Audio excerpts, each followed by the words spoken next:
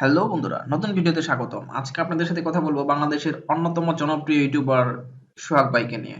হ্যাঁ, সোহাগ ভাইয়ের থাম্বনেইলে যে ইফেক্ট গুলো ব্যবহার করে সেটা কিভাবে, মানে থাম্বনেইলে এই ইফেক্টটা দেখি সোহাগ ভাইয়ের দেখি অনেকেই ব্যবহার করে। হয়তো অনেকেই মনে করতে পারে এরকম যে এরকম ইফেক্ট ব্যবহার করলে হয়তো আই ক্যাচি হবে বা ক্লিক থ্রু রেট অনেক বেশি বেড়ে যাবে। তো যাই হোক, আমরা দেখবো আজকে যে এই সোহাগ ভাইয়ের যে ভাইরাল ইফেক্ট এটা কিভাবে করতে পারি আমরা। যদি ওনার ইউটিউব চ্যানেলটা একটু ভিজিট করি, আমরা যদি দেখি এখানে সোহাগ যদি লিখি, সোহাগ ভাইকে মোটামুটি সবাই চিনি।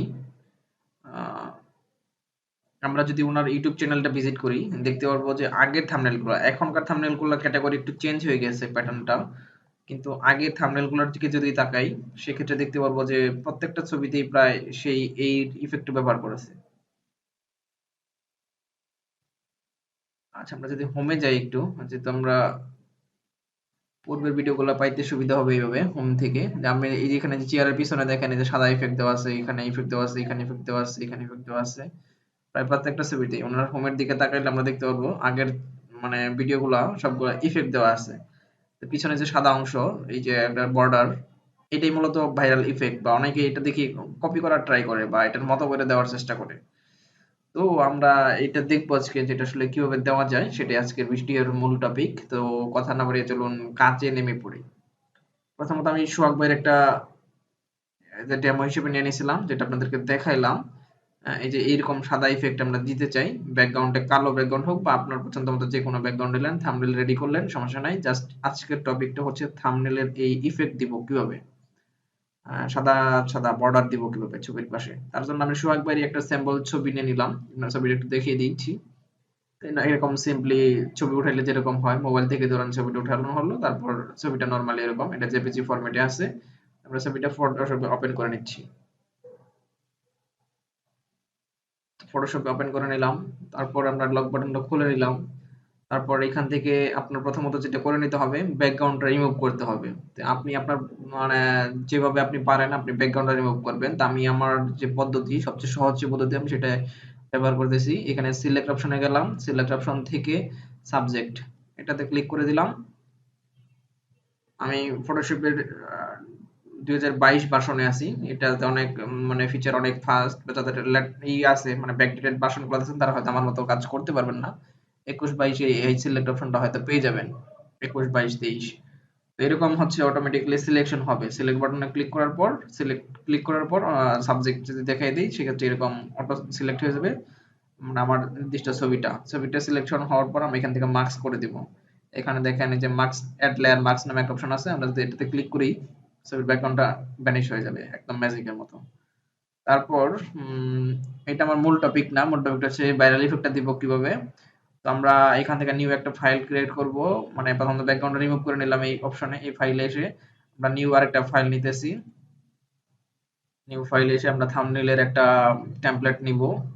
থাম্বনেইলের সাইজটা হচ্ছে এখানে হচ্ছে 1280, আর এখানে হচ্ছে 720, আর এখানে রেজুলেশন 72 থাকবে, 8 জিবি। এগুলো যখন আমি এটা দিয়ে দিব বা ওয়েবে যখন নিব তখন অটোমেটিক্যালি এটা নিয়ে নিছে। ওয়েবে নেওয়ার কারণে 72 রেজুলেশন নিয়ে নিছে, 8 জিবি নিয়ে নিছে। এদিকে আর দেখবো না, হোয়াইট ব্যাকগ্রাউন্ড। তাহলে ডার্ক নিতে পারতাম। আমি কি ডার্ক নেব?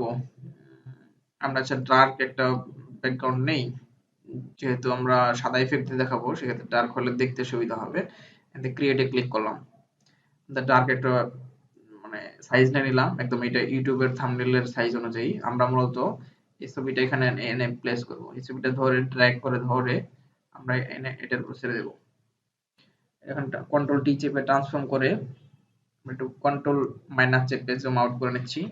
এটা আমরা থাম্বনেইলের যে আমাদের ডিজাইন অনুযায়ী আমরা রিসাইজ করে নিব। হয়তো আমরা ধরেন টানে বামে ইচ্ছা মতো কিছু লিখছি, বা ধরেন এদিকে দেই বা এদিকে দেই, যেখানে দেই আমরা এখানে কিন্তু প্লেস করতে পারতেছি। আমরা দেখানোর সাথে এখানেই প্লেস করলাম, এখান থেকে টিক চিহ্নটা উঠিয়ে দিলাম। দেওয়ার পর আমরা মূলত যেহেতু এদিকে এই অংশটা নাই, আমরা এদিকে কর্নার করে মিলিয়ে দেওয়ার চেষ্টা করি, বা এরকম করে দিলাম ধরেন থাম্বনেইল। শখ ভাই এরকমই করে মূলত, যখন ছবির এক অংশ থাকে না তখন এদিকে মিলিয়ে দেয়, মানে সবাই করার কথা, ডিজাইন এরকমই হয়। আমরা এরকম মিলিয়ে দিলাম এটার সাথে। আমরা এখানে যখন কিছু লিখলাম থাম্বনেইলে, যে যে বিষয়ে ভিডিওটা দিয়েছি ঠিক সেই বিষয়ে, কিন্তু এখন আমরা এটাকে ইফেক্ট দিব কিভাবে। ঠিক দেখেন এখানে যে ইমেজ যে লেয়ারটা আছে, এটা তো হলো ব্যাকগ্রাউন্ড। তো আমরা ইমেজ যে লেয়ারটা, হুম, ইমেজ লেয়ারের উপরে এসে রাইট বাটন ক্লিক করে এখান থেকে ব্লেন্ডিং অপশনে ক্লিক করে দিব ইমেজ লেয়ারের উপরে। এখান থেকে ব্লেন্ডিং লেয়ারে আসার পরে এরকম লেয়ার স্টাইল নামে একটা অপশন আপনার সামনে চলে আসবে। আমরা এখানে সাইডে রেখে দিলাম ছবির পাশে। এখান থেকে দেখেন কিছু অপশন পাবো। এখান থেকে আমরা যদি স্টোক দেই, মানে স্টোক, এটাতে যদি আমরা ক্লিক করি, স্টোকে ক্লিক করলাম, তাহলে কিন্তু আমরা দেখেন এখানে অ্যাপ্লাই হয়ে গেল অলরেডি। আমরা ছবিটা যদি ভালো করে একটু জুম করে দেখার চেষ্টা করি, কন্ট্রোল প্লাস চাপলাম এবং এদিকে হ্যান্ড জুম বাটন দিয়ে আমরা টেনে দেওয়ার চেষ্টা করব। আর আবারও আমরা ওই ব্লেন্ডিং যে লেয়ার স্টাইল অপশনটা ওটা আমরা এনে দেখাচ্ছি আবারও।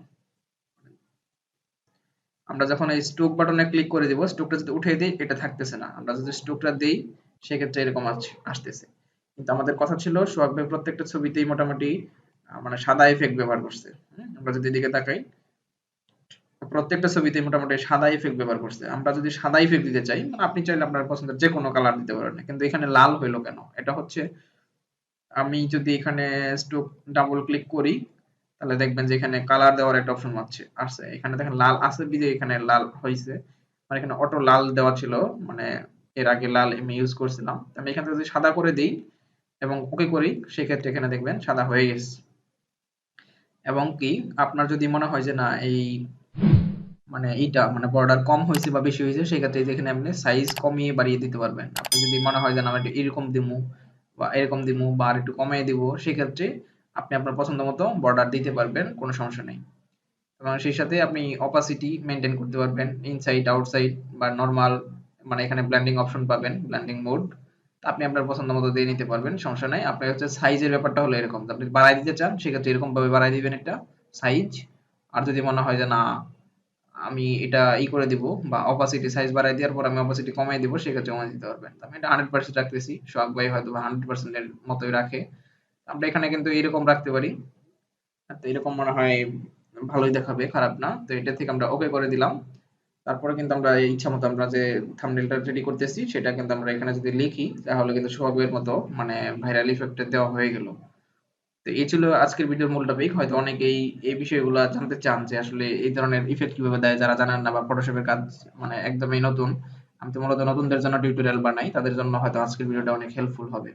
ভিডিওটা যদি ভালো লাগে সেক্ষেত্রে একটু লাইক দিবেন এবং বন্ধুদের জানানোর জন্য শেয়ার করে দিতে পারেন আপনার সোশ্যাল মিডিয়াতে।